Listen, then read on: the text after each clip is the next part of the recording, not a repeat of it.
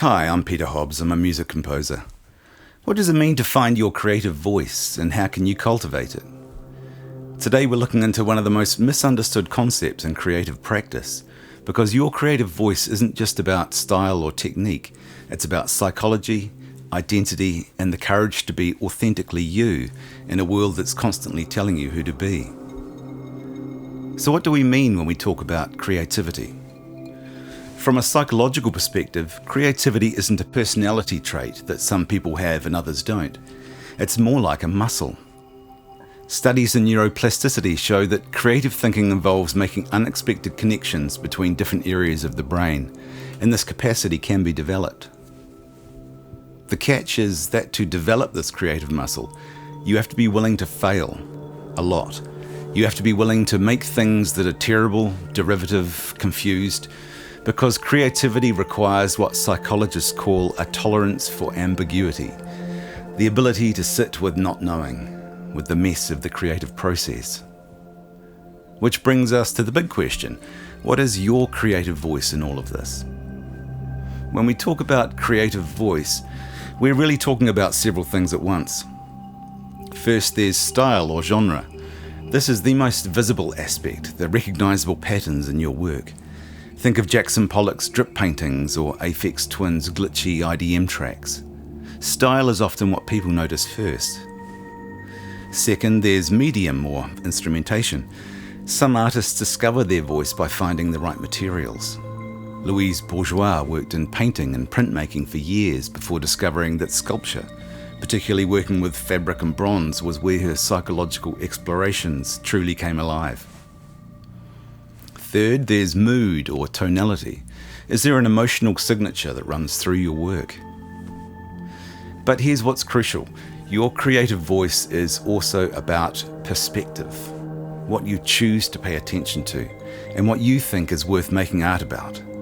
It's the unique lens through which you see the world, shaped by your experiences, your culture, your wounds, your joys. And here's where it gets a little paradoxical. We talk about finding your voice, your individual voice, as if creativity is purely individual. But it's not. Creativity is inherently social and collective. Every artist exists in dialogue with other artists, living and dead. You're influenced by what you hear, what you see, what you read. Your voice is shaped by your community, your culture, and your moment in history. Think about hip-hop. Individual rappers have wildly different voices, different flows, different subject matter, but they're also part of a tradition, using shared techniques building on what came before. So your creative voice is both individual and collective. Finding your individual creative voice is about engaging with the world, with other artists, with traditions, and gradually discovering what your contribution to that conversation is. So how do you actually find your creative voice? First, make a lot of work. I know that sounds obvious, but it's essential. Your voice doesn't emerge from thinking about making art. It emerges from making art. You have to get your hands dirty. Second, pay attention to what you're drawn to, what you return to again and again. What subjects, what moods, what technical challenges fascinate you. These patterns are clues to your voice. Third, embrace your limitations. This might sound counterintuitive, but constraints can actually help you find your voice. If you can't do something the proper way, you'll invent your own way, and that invention might become your signature. Fourth, be willing to imitate, but consciously.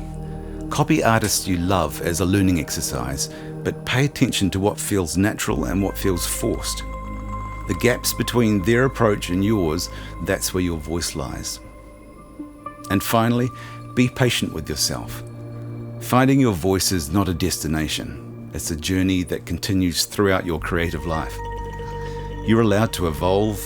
You're allowed to contradict yourself. You're allowed to surprise yourself. Your creative voice is already inside you. It's in your obsessions, your questions, your particular way of paying attention to the world. The work isn't to find it like it's lost or buried treasure. The work is to trust it, to cultivate it, to give it space to emerge. Thanks for watching, and if this resonated with you, let me know in the comments below. And now go and create.